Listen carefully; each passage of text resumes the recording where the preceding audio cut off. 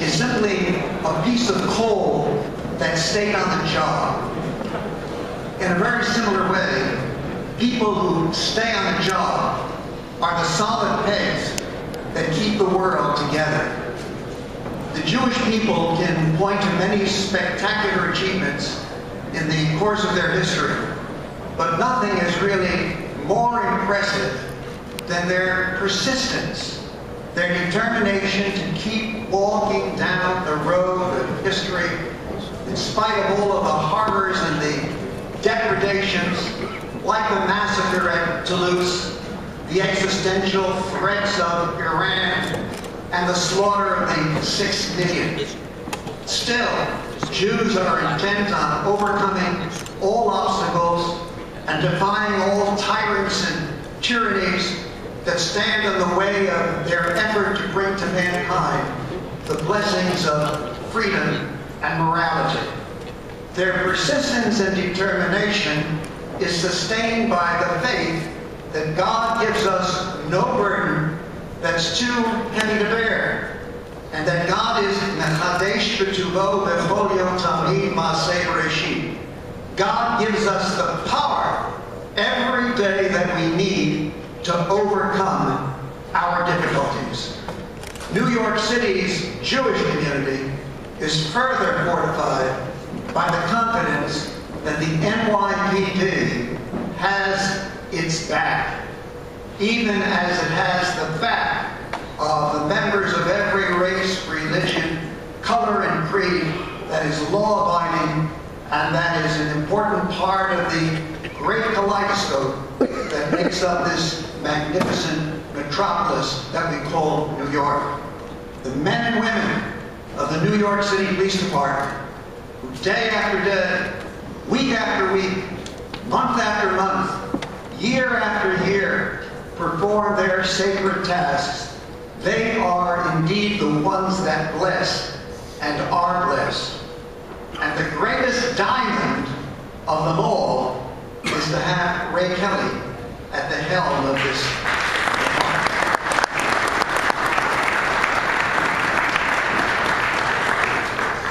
To have Ray Kelly at the helm is to know that no stone will be left unturned and no assignment left neglected that will keep New Yorkers safe.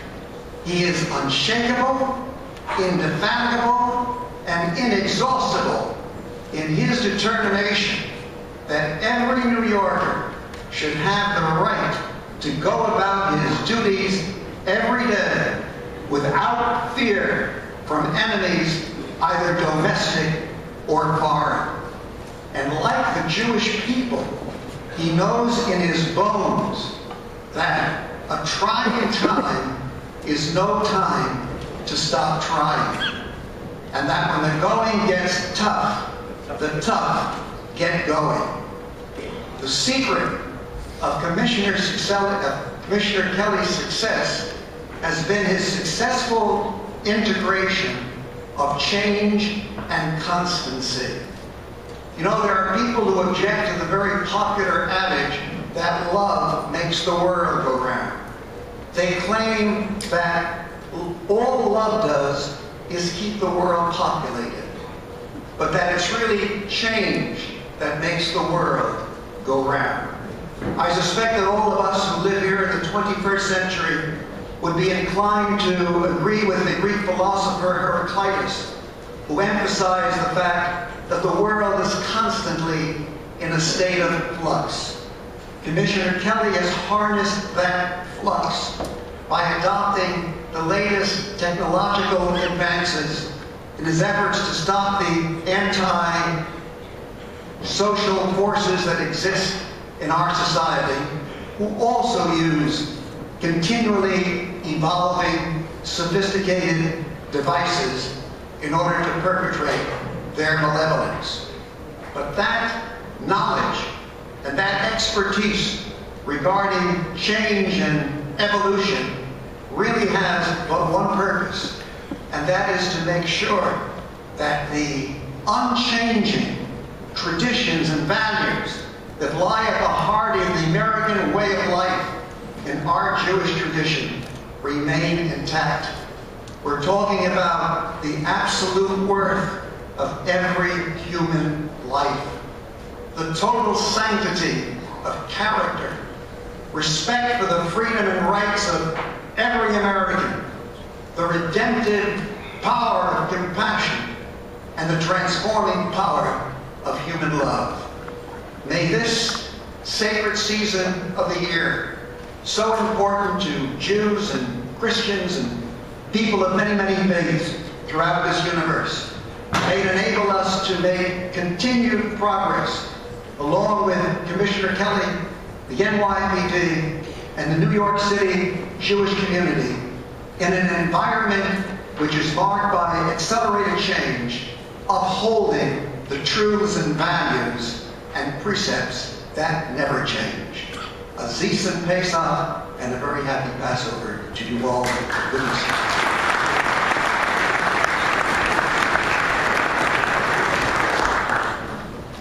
Thank you, Rabbi Cass. It's indeed my pleasure and honor to introduce the Police Commissioner of the City of New York, the Honorable Raymond W. Kelly.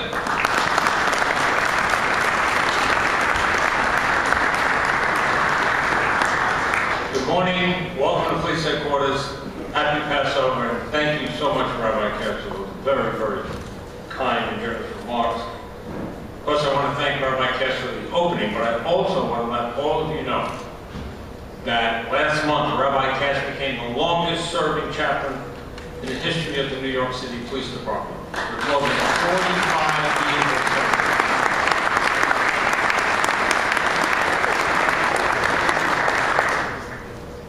Or, as of today, 16,545 days. We're grateful for every one of those days. Rabbi Cass answered his calling a few years before he came to the police department. At the end of this month, we will celebrate half a century as a rabbi. He has made and continues to make an amazing contribution to the New York City Jewish community. Rabbi Cass, congratulations on all that you've accomplished.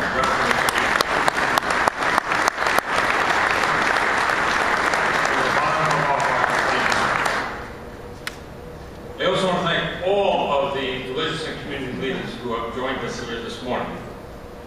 As is our practice every year, I want to give you a sense of the operational measures that the department will be taking to protect the city during Passover. In addition, the director of our Intelligence Analysis Unit, Ms. Silva, will update you on the terror threat in New York City and around the world. Two recent international plots are of particular concern because they targeted Jewish institutions. On March 15th, Italian police arrested a man they believe plotting to attack a synagogue in Milan. At his home, they found detailed descriptions of how to build a car bomb, the chemicals needed, and 2 Nazi flags. 4 days later, in Toulouse, France, the gunman opened fire at a Jewish school, killing 3 children and a rabbi. Communicating with the police during the 30-hour standoff, the shooter, Mohammed Mira, claimed to have received one-on-one training by Al-Qaeda. We've heard similar claims from Omar Abu Muttalib, the so-called underwear bomber, from Faisal Shahzad, who attempted to set up a car bomb in Times Square, and from Ajibullah Zaza, who, with 2 friends, plotted to bomb 3 New York City subway lines. Clearly, Al-Qaeda is investing resources in training terrorists to act alone. Unfortunately, lone wolves are extremely difficult to detect. That's why it's essential that the police department continue to invest resources in gathering intelligence, which is the only effective way to stop this kind of plot. After the shootings in Toulouse, this department was on guard against copycat attacks here in New York City. We increased security outside houses of worship and other Jewish sites. We also sent our NYPD liaison in Paris to Toulouse to gather first-hand information about the attack. Among other things, he learned that Mira initially intended to strike a different target on the 19th. But when the individual failed to appear, Mira switched to Plan B. Because the school is in and out of the way location, it's clear that Mira had already considered it as a target and had conducted surveillance. While we know of no similar threat to the city at this time, such attacks are certainly not outside the realm of possibility. On Sunday evening, I attended an event at the Jewish Children's Museum, where I presented the Ari Halberstam Memorial Award to State Assembly Speaker Sheldon Silver. As you may recall, Ari was traveling with a bus full of yeshiva students in 1994 when a man named Rashid Batz opened fire on them, killing Ari and wounding 3 other students. Last month, newspapers reported that the man who murdered Ari had finally acknowledged his actions were motivated by anti-Semitism. To protect against such violent acts during Passover, the police department will be deploying additional resources to precincts with large Jewish communities. We'll ensure that coverage is more than adequate in these neighborhoods, adding foot posts, visits by officers to synagogues, outreach by community affairs officers, a heightened presence of anti-crime units to deter theft, and patrols by special house of worship corps. Some locations may receive unannounced visits from our Hercules teams. These are specially trained, heavily armed officers whose job it is to deter terrorism and disrupt the reconnaissance that they engage in. I'd like to once again ask for your cooperation in our efforts to protect the city during its sensitive time and throughout the year. If you see or hear anything suspicious, please notify the police department's counterterrorism bureau. You can do that easily by calling 311 and asking for our counterterrorism hotline. 10.5 years after September 11th, we know that counterterrorism is a permanent part of our mission. In addition to our cooperation with the FBI, Department of Homeland Security, and other federal, state, and city agencies, we rely on an alert public to help keep the city safe. So we ask you to be our eyes and ears. New York City is the safest big city in the United States. The last place on earth that terrorists should think of striking. Together, we'll keep it that way. Thank you all for your support of this department and for coming here today. Please accept my best wishes for a safe and blessed Holy Day. Thank you very much for being here today.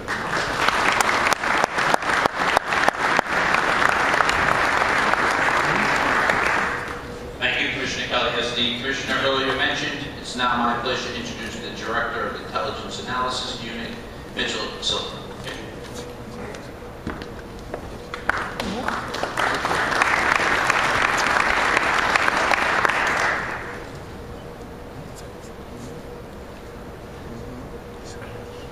Good morning.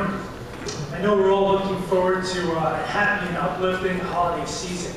Before we get to that, though, we thought we'd spend some time today and just walk you through some of the threats and issues that concern us going on overseas as well as at home.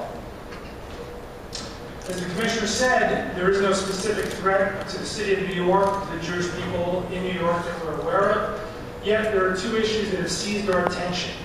The first is the prominence and rise of Al-Qaeda-inspired homegrown terrorism. We've seen a manifestation of something like that in the last 24 hours. There's a forum that's put out an image that says that Al-Qaeda is coming soon again to New York City. This is from an Al-Qaeda forum, one of the top ones that exist, one where serious Al-Qaeda people communicate and exchange information about techniques, about explosive devices. It's also where wannabe Al-Qaeda individuals might post images or pictures trying to promote their own views out there. We're continuing to investigate this and run this down to see if there is any links to New York City beyond just its imagery. The other threat we're concerned about is Iran and Hezbollah. And as you're all aware, the issue of Iran's pursuit of highly enriched uranium and their pursuit for nuclear technology technology has been ongoing an issue in foreign policy circles. But first, let me talk to you about the Al-Qaeda-inspired threat. As the Commissioner referred to, there have been two events that happened overseas, both in Milan and Toulouse. Frankly, we've had echoes of both of those events here in New York City within the last 12 months.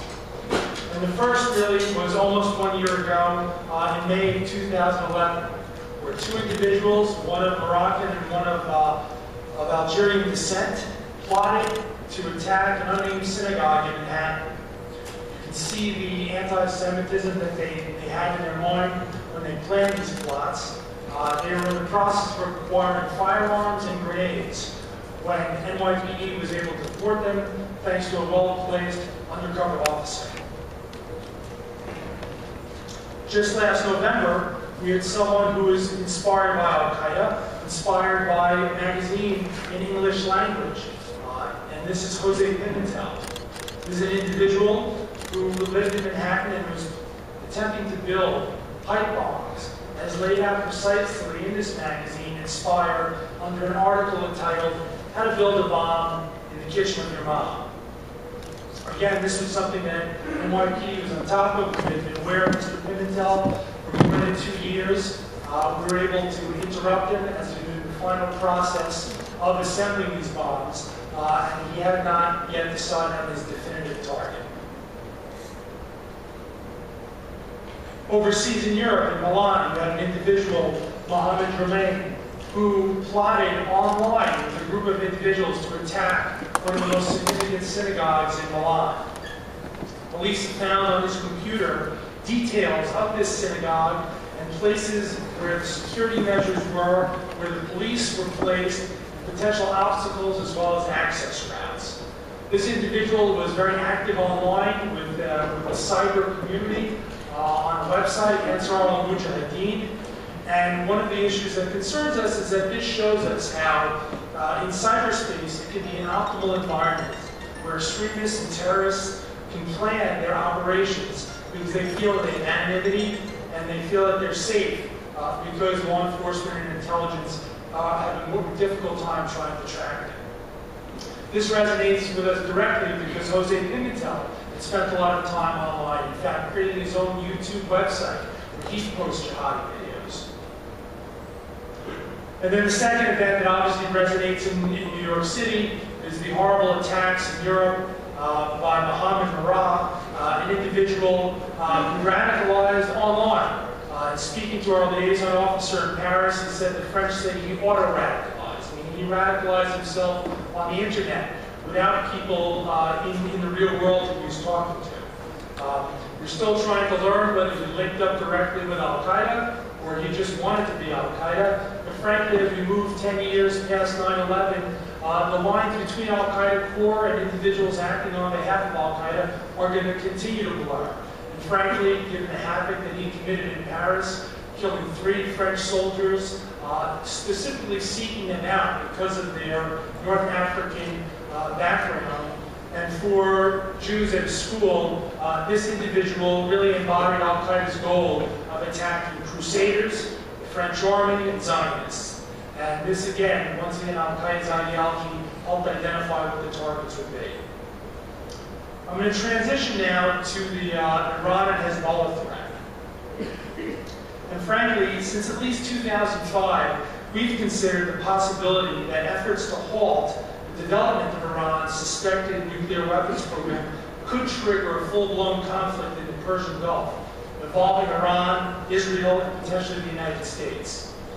In light of New York City's symbolic importance as a terrorist target, its large Jewish population, locations of Israeli interest, and the city's status as one of the 2 outposts of the Iranian diplomatic presence in the United States via its United Nations mission, the city remains, we believe, the most likely venue for global tensions with Iran to spill over onto American soil. A terrorist attack by Iran or Hezbollah in New York City could serve as retaliation for real or perceived U.S. involvement in military action against Iran's nuclear facilities or against its regime. And over the last 6 months, our analysts have studied terrorist plots with a plausible nexus to Iran that have been attempted in Azerbaijan, India, Georgia, Thailand, as well as in Washington, D.C. And what we have learned has heightened our concerns. Disconcertingly, these plots demonstrate that Iran and Hezbollah remain committed to striking against Israeli and Western targets. And further complicating the efforts of law enforcement is the diversity of methods, including the difference in the profile of the perpetrators, their types of explosives, their delivery methodology, as well as their other tradecraft. And when we look at some of these plots, we look at a plot from mid-January in Azerbaijan, where an Israeli school was targeted. 22 Azerbaijanis were arrested, and according to Azerbaijan, they believe that the Iranian Revolutionary Guards Corps was transporting rifles and explosives across the Caspian Sea to these Azerbaijanis who were going to work on their behalf. A little bit later on in the month in Thailand, a Lebanese individual there on a Swedish passport was arrested. In his location, they had urea-based fertilizer as well as ammonium nitrate. It's right here in the bottom right. Whether that was to be used in Thailand or potentially be transported overseas to another target still remains unknown. But again, something that potentially links back to Iran and Hezbollah. We move again back to the Caucasus in Georgia, where February 13th, a sticky bomb was put on a car of an Israeli diplomat. Fortunately, that bomb was able to be rendered inert before it exploded. However, later that same day, in New Delhi, India, in a replication of that same technique, another sticky bomb was put on the minivan of a family member of an Israeli diplomat. That bomb went off. Fortunately, the members of the people in that van were able to get out safely. But nevertheless, the timing of these two events on the same day, as well as what's subsequently been learned, is links to an Indian journalist who had certain phone numbers in his phone, shows that there may be some connection between these events. And then the next day, back again in Bangkok, Thailand. We didn't know what the target was, but there was the arrest of 2 Iranian individuals, 3 Iranians who fled the country. And these individuals threw grenades at the Thai police when they came to arrest them. In the phone, in the number of their phone was this Indian journalist back linked to New Delhi. So again, plausibly linked to these other operations. What do we believe these are? We believe these are calibrated Iranian and potentially Hezbollah operations, potentially in retaliation for some of the attacks against scientists involved in Iranian's nuclear program. The plot, though, that got our attention is the one that happened in October and was planned for Washington, D.C., which was a plan to kill the Saudi ambassador, Adel al-Jubeir, in a restaurant in Washington. Individuals with links to the Iranian Revolutionary Guard Corps reached out to a Mexican drug cartel, to an individual to carry this plot out. And frankly, it's the sheer audacity of a plot to be launched in the U.S. before hostilities have been broken out with Iran that got our attention and also got the Director of National Intelligence, James Clapper's attention.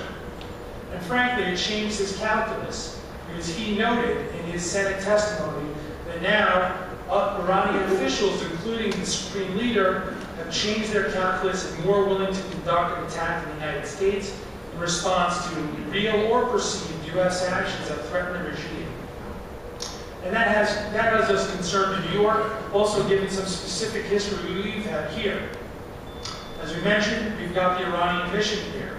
And between 2002 and 2004, there were at least 3 different events where Iranian officials, mission employees, were found conducting suspicious activities, once in the subway as well as some other locations in New York City. After the 3rd one of these events, these individuals were ejected from New York City as persona non grata by the State Department. One would have thought that would have been the end of these events. However, there were 3 subsequent events. In 2005, on a Circle Line cruise, where individuals associated with the mission were found photographing, looking at maps, and communicating in a way that was not deemed normal tourist activity. A suspicious lead was called into our hotline. In 2008, where members of the Iranian delegation were seen photographing tracks in Grand Central Station. not necessarily the thing one would photograph in Grand Central Station. And then again in 2010, when the UN General Assembly was going on, photographing the waterline of the Wall Street heliport. Again, an activity not consistent with tourist activity. So we struggled to categorize these events as anything else other than potential reconnaissance. As part of our concerns about Iran, Hezbollah, and their modus operandi, the NYPD sent a team to Argentina a number of years ago to talk with Argentinian officials and to understand better two of the most horrific attacks carried out by Hezbollah and Iran. These were the 1992 and 1994 attacks against the Israeli embassy, as well as the Israeli and Jewish community center in Buenos Aires. And what this demonstrated to us was Iran working hand in glove with Hezbollah as their proxy to carry out these attacks. Interestingly, the Attorney General of Argentina has weighed in on some court documents in terms of what their view of what motivated Iran and Hezbollah to take these acts. And the key issue here is that Iran was seeking to coerce Argentina because they were being squeezed on the nuclear program. And as we once again enter into a phase where Iran is being squeezed by tighter and tighter sanctions, the possibility that, as Alberto Eastman said, after Iran issues threats, they employ terrorism. So we have to continue to be concerned about this methodology.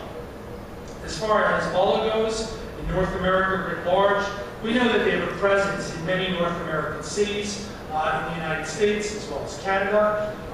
Some of their activities are legal, some of them are criminal, some of them are quasi-legal.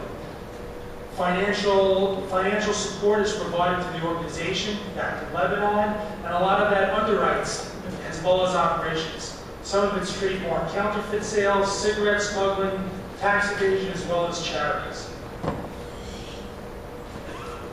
The NYPD has been concerned about Hezbollah before. In fact, in February of 2008, where their operational leader, Imam Mia, an individual who had more American blood on his hands than any other terrorist until Osama bin Laden came along with 9/11, died mysteriously in an exploding car in Damascus. I won't go into all of our operational activities, but we had pre-planned protective security measures. We put them in place within hours of knowing about this explosion, his death, and we're similarly planning ahead. That said, I want to try and end this on an up note. NYPD will remain vigilant, as the Commissioner said, for the holidays, and I want to wish you a happy and safe holiday. Hugs to Pam.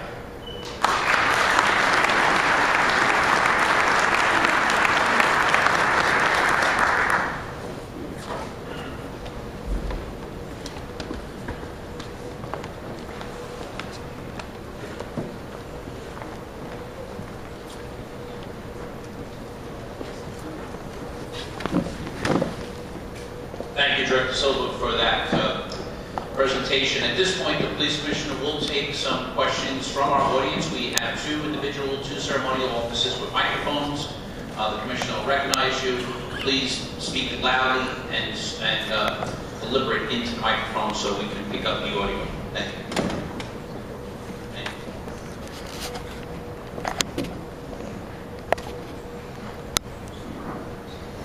Rabbi David Williamsburg.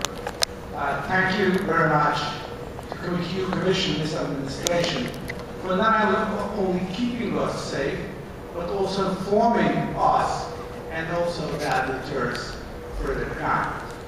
A few months ago, there was some newspapers talking about a neo-Nazi group in Greenpoint. Later on, we heard that that is not the case, but it wasn't communicated officially that other people who have sold those blocks and are concerned about it. In fact, especially Williamsburg has been the site of so many swastikas over the last few years.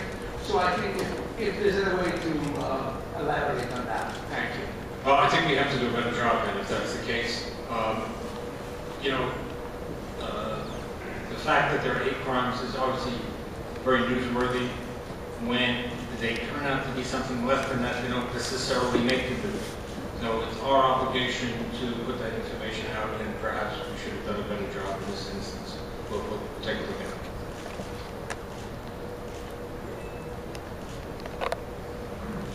Anything else? Right, yeah.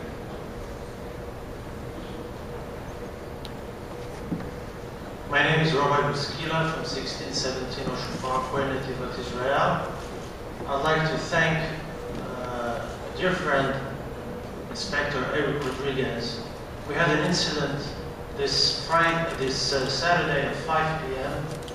where we had an individual who was photographing and videotaping our synagogue and the synagogue across the street. We had a lady from next door who is a religious Jewish woman, desecrated her Sabbath, and she called 911, and she called the hotline, and I'd like to thank the NYPD for the response. As we speak, we have 2 detectives who are looking at the surveillance cameras, and we hope that they will make sense to it, and we hope that there will be nothing to fear for. We don't know who this individual is.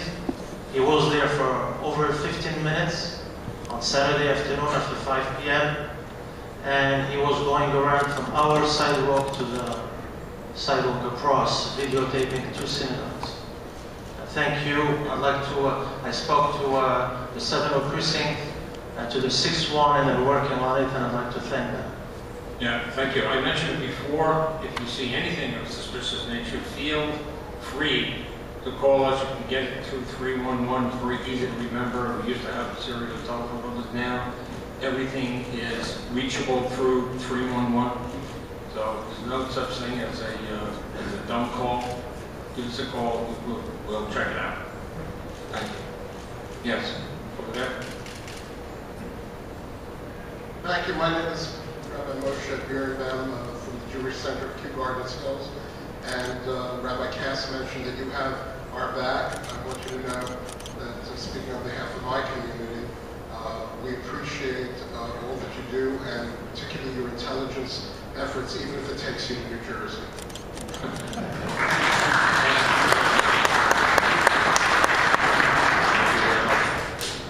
Anything else? And back there.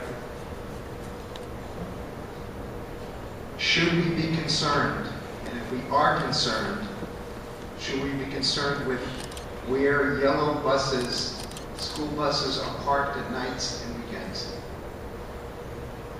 Well, I think, normal prudence is always appropriate. I'm not certain where those buses are parked, but some sort of security check is obviously better than none at all. We have no specific threats, no threats against buses, but I think we have to be aware of that possibility. So if you can have a check either by a community member or a professional security firm, or certainly the police department can and does pay special attention to where school buses are parked. That's always better than no checking at all. Is it possible to have the Department of Education include, when they contract with these private companies, to have security in place overnight and on weekends for these buses? Well, obviously that adds an expense, I don't know, and that's in the purview of the Department of Education, but it's something we can talk to them about, and we'll be glad to do that. I'll do that. Anything else? Going once. Okay, thank you. Have a great holiday. Thank you all for being here. Thank you, Commissioner. Please refer